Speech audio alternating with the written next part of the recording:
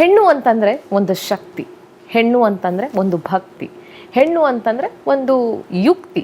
ಏನು ಹೇಳಬಹುದು? ಎಲ್ಲವನ್ನ ಕೂಡ ಹೇಳ್ಬೋದು. ಯಾಕೆ ಇವತ್ತು ಹೆಣ್ಣಿನ ಬಗ್ಗೆ ಇಷ್ಟೆಲ್ಲ ಮಾತನಾಡ್ತಾ ಇದ್ದೀನಿ ಅಂತಂದರೆ, ಮಾಸ್ ಲೀಡರ್ ಅಂತ ಕರೆಸ್ಕೊಳ್ಳುವಂತಹ ಸಿದ್ದರಾಮಯ್ಯನವರ ಸಂಪುಟದ ಏಕೈಕ ಮಹಿಳಾ ಸಚಿವೆ ಶ್ರೀಮತಿ ಲಕ್ಷ್ಮೀ ಹೆಬ್ಬಾಳ್ಕರ್ ಅವರು ಇವತ್ತು ನಮ್ಮ ಜೊತೆಗೆ ಪವರ್ ಪಂಚ್ ಕಾರ್ಯಕ್ರಮದಲ್ಲಿ ಭಾಗಿಯಾಗ್ತಾ ಇದ್ದಾರೆ. ಅವ್ರನ್ನ ಕಾರ್ಯಕ್ರಮಕ್ಕೆ ಬರಮಾಡ್ಕೊಳ್ತೀನಿ. ನಮಸ್ತೆ, ಆತ್ಮೀಯ ಸ್ವಾಗತ ನಿಮಗೆ ಕಾರ್ಯಕ್ರಮಕ್ಕೆ. ಹೇಗಿದ್ದೀರಿ? ಸುಧಾರಿಸ್ಕೊಂಡಿದ್ದೀನಿ. ಆರೋಗ್ಯ ಹೇಗಿದೆ? ಇನ್ನೊಂದು ಸ್ವಲ್ಪ ಕಾಲ ಬೇಕು, ಇನ್ನೊಂದು ಸ್ವಲ್ಪ ಟೈಮ್ ಬೇಕು. ನಾನು ಆಗಲೇ ಕಾರ್ಯಕ್ರಮದ ಆರಂಭದಲ್ಲಿ ಹೇಳ್ತಾ ಇದ್ದೆ, ಹೆಣ್ಣು ಅಂತಂದರೆ ಒಂದು ಶಕ್ತಿ ಅಂತ. ನನಗೆ ನಿಮ್ಮನ್ನ ನೋಡಿದಾಗಲೆಲ್ಲ ಅದು ಮತ್ತೆ ಮತ್ತೆ ಎಷ್ಟು ಸತ್ಯ ಈ ಮಾತು ಅಂತ ಅನಿಸುತ್ತೆ. ಯಾಕೆಂದರೆ ರಾಜ್ಯದ ಮಹಿಳೆಯರನ್ನು ನೀವು ಪ್ರತಿನಿಧಿಸ್ತಾ ಇದ್ದೀರಿ. ಎಲ್ಲರ ಶಕ್ತಿ ನಿಮಗೆ ಸಿಕ್ಕು ನೀವು ಇವತ್ತು ಒಂದು ಮಿರಾಕಲ್ ರೀತಿಯಲ್ಲಿ ಬದುಕು ಬಂದಿದ್ದೀರಿ ಅಂತ ನಾನು ಭಾವಿಸ್ತಾ ಇದ್ದೀನಿ. ಖಂಡಿತವಾಗ್ಲೂ ರಾಜ್ಯದ ಎಲ್ಲ ಜನರ ಒಂದು ಆಶೀರ್ವಾದ, ಒಂದು ಹಾರೈಕೆ, ಕ್ಷೇತ್ರದ ಎಲ್ಲ ನನ್ನ ಅಣ್ಣ ತಮ್ಮಂದಿರ ಅಕ್ಕ ತಂಗಿಯರ ಒಂದು ಆಶೀರ್ವಾದ, ಇಡೀ ರಾಜ್ಯದ ಒಂದು ಮಠಾಧೀಶರು ಬಂದು ಭೇಟಿಯಾಗಿ ನನಗೆ ಒಂದು ಧೈರ್ಯವನ್ನು ತುಂಬಿದ್ರು. ಪಕ್ಷಭೇದವನ್ನು ಮರೆತು ಜನ ಬಂದು ನೋಡಿದ್ರು, ನನಗೆ ಧೈರ್ಯ ತುಂಬಿದ್ರು. ಅವರ ಹಾರೈಕೆನೇ ಇವತ್ತು ನಾನು ಉಸಿರಾಡ್ತಾ ಇದ್ದೀನಿ, ಬದುಕಿದ್ದೀನಿ ಅಂತ ಹೇಳ್ಬೋದು. ಬಹುಶಃ ನೀವೇನು ಗೃಹಲಕ್ಷ್ಮಿ ಅನ್ನುವಂಥ ಒಂದು ಗ್ಯಾರಂಟಿಯನ್ನು ನೀಡ್ತಾ ಇದ್ರಿ, ಬಹಳಷ್ಟು ಮಹಿಳೆಯರಿಗೆ ಅದು ಬದುಕನ್ನು ಕಟ್ಕೊಟ್ಟಿದೆಯಲ್ಲ, ಆ ಒಂದು ಆಶೀರ್ವಾದ ನಿಮ್ಮನ್ನು ಇವತ್ತು ಕೂತು ಮಾತನಾಡುವಂಥ ಸ್ಥಿತಿಯಲ್ಲಿ ಇಟ್ಟಿದೆ ಅಂತ ನಾನು ಅಂದ್ಕೊಳ್ತೀನಿ. ಯಾಕಂತಂದರೆ ಅವತ್ತಿನ ಘಟನೆಯನ್ನು ನಾವು, ಯಾಕೆಂದರೆ ಸಾಮಾನ್ಯವಾಗಿ ವಿಧಾನಸೌಧ ಸುದ್ದಿಗಳನ್ನೆಲ್ಲ ಮಾಡುವಾಗ ಲಕ್ಷ್ಮೀ ಹೆಬ್ಬಾಳ್ಕರ್ ಅವರು ಓಡಾಡ್ತಾ ಇದ್ರೆ ಏನೋ ಒಂದು ಕಳೆ ಬರ್ತಾ ಇತ್ತು. ಬಹಳಷ್ಟು ದಿನ ನಾವು ಕೂಡ ಅದನ್ನು ಮಿಸ್ ಮಾಡ್ಕೊಂಡಿದ್ವಿ. ಹೇಗೆ ಅನ್ಸುತ್ತೆ ಆ ಘಟನೆಗಳನ್ನ ನೆನೆಸ್ಕೊಂಡಾಗ?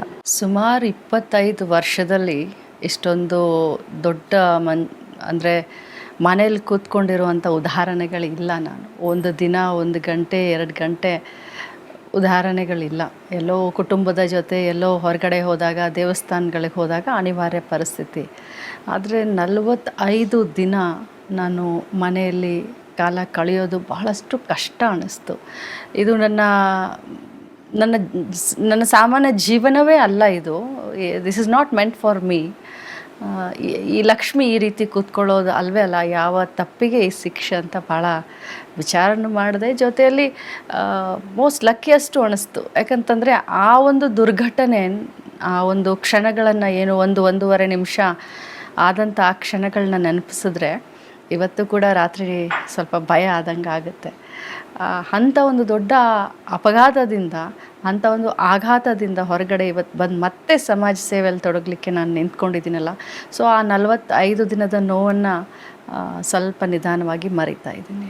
ಕನ್ನಡದಲ್ಲಿ ನಮ್ಮ ಪೂರ್ವಿಕರು ಒಂದು ಮಾತು ಹೇಳ್ತಾರೆ, ಮನುಷ್ಯನ ಕಣ್ಣಿಗೆ ಮರ ಸಿಡಿಯತ್ತಂತೆ ಅಂತ ಹೇಳಿ. ಎಲ್ಲೋ ಒಂದು ಕಡೆ ಲಕ್ಷ್ಮೀ ಹೆಬ್ಬಾಳ್ಕರ್ ಅವ್ರಿಗೆ ದೃಷ್ಟಿ ತಾಗ್ಬಿಡ್ತಾ ಅಂತ. ಯಾಕೆಂತಂದರೆ ಬೆಳಗಾವಿ ಸೆಷನ್ ಏನಾಯಿತು, ಜವಾಬ್ದಾರಿಗಳನ್ನು ತಗೊಂಡಿದ್ರಿ, ಓಡಾಡ್ತಾ ಇದ್ರಿ, ಒಂಥರ ಪಾದರಸದ ಥರ ನೀವು ಎಲ್ಲ ಕಾರ್ಯಕ್ರಮದಲ್ಲೂ ಕೂಡ ಭಾಗಿಯಾಗ್ತಾ ಇದ್ರಿ, ಬ್ಯುಸಿ ಆಗಿರ್ತಾ ಇದ್ರಿ. ಯಾವತ್ತೂ ಕೂಡ ನಿಮ್ಮನ್ನು ನೀವು ಕೂತ್ಕೊಂಡಿದ್ದನ್ನು ನಾವು ಕಂಡಿದ್ದೇ ಇಲ್ಲ. ಸೊ ಹಾಗೇನಾದರೂ ಆಯ್ತಾ ಅಂತ?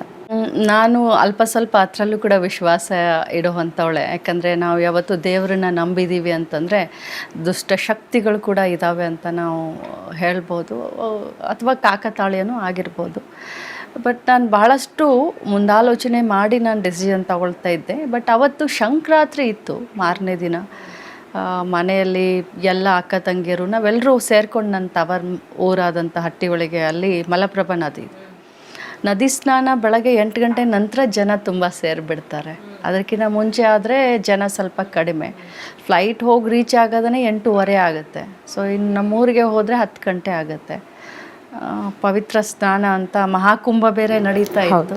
ಸೊ ನಮ್ಮ ತವರೂರಿನ ಹೊಳೆಯಲ್ಲೇ, ಮಲಪ್ರಭೆಯಲ್ಲೇ ಸ್ನಾನ ಮಾಡೋಣ ಸಂಕ್ರಾಂತಿ ಅಂತ ನಾನು ಅವತ್ತು ಅವಸರವಾಗಿ ಡಿಸಿಷನ್ ತಗೊಂಡೆ. ಸೊ ದೃಷ್ಟಿನೂ ಇರಬಹುದು, ಅಥವಾ ನನ್ನ ಒಂದು ಡಿಸಿಷನ್ನು ಇರಬಹುದು. ನಾನು ಫ್ಲೈಟಿಗೆ ಹೋಗಬೇಕಾಗಿತ್ತೇನು. ಯಾವಾಗಲೂ ಓಡಾಡ್ಕೊಂಡಿರೋರಿಗೆ ಮನೇಲಿ ಕೂರೋದು ನೀವು ಹೇಳ್ದಂಗೆ ಬಹಳ ಕಷ್ಟ. ಆದರೂ ಹಾಸ್ಪಿಟ್ಲಲ್ಲಿ ಇರೋದು ಇನ್ನೂ ಕಷ್ಟ. ಸೊ ಆ ಟೈಮಲ್ಲಿ ಕೇವಲ ಫಿಸಿಕಲ್ ಪೇನ್ ಅಷ್ಟೇ ಅಲ್ಲ, ಮೆಂಟಲಿನೂ ತುಂಬಾ ಚೇಂಜಸ್ ಆಗ್ತಾ ಇರುತ್ತೆ. ಅದೊಂಥರ ಅದು ಹೇಳ್ಕೊಳ್ಳಿಕ್ಕಾಗಲ್ಲ, ಅನುಭವಿಸ್ಲಿಕ್ಕಾಗಲ್ಲ. ಆ ಒಂದು ಎಕ್ಸ್ಪೀರಿಯನ್ಸ್ ಹೇಗಿತ್ತು? ಹಾಸ್ಪಿಟಲ್ನಲ್ಲಿ ನನಗೆ ಯಾವತ್ತೂ ಇದು ನನಗೆ ಗೊತ್ತೇ ಇಲ್ಲ. ಯಾಕಂತಂದರೆ ಯಾವತ್ತಿದ್ರೂ ಹೆಲ್ತ್ ಕಾನ್ಷಿಯಸ್ ನಾನು. ಯೋಗ ಆಗಲಿ, ಎಕ್ಸಸೈಸ್ ಆಗಲಿ, ಓಡಾಡಿಕೊಂಡು ವಾಕಿಂಗ್ ಆಗಲಿ, ಓಡಾಡ್ಕೊಂಡು ನೀವು ಹೇಳಿದ ಹಾಗೆ ಪಾದರಸದ ಹಾಗೆ ಕಷ್ಟ ಬರಲಿ, ಸುಖ ಬರಲಿ, ದುಃಖ ಇರಲಿ ಒಂದೇ ಲೆವೆಲ್ ಹೋಗುವಂಥವಳು ನಾನು. ಏನು ಒಂದು 15 ದಿನ ಏನು ಹಾಸ್ಪಿಟಲ್ನಲ್ಲಿದ್ದೆ, ನಿಜವಾಗ್ಲೂ ನನಗೆ ನೋಡೋಕ್ಕೆ ಬಂದಾಗೆಲ್ಲ ಒಂಥರ ಮುಜುಗರನೂ ಪಡ್ತಾ ಇದ್ದೆ ಅಥವಾ ಧೈರ್ಯನೂ ತಗೊಳ್ತಾ ಇದ್ದೆ. ಅಂಥ ಒಂದು ದಿನ ಯಾರಿಗೂ ಬರಬಾರ್ದಪ್ಪ ಭಗವಂತ ಅಂತ ಕೇಳ್ಕೊಳ್ತೀನಿ.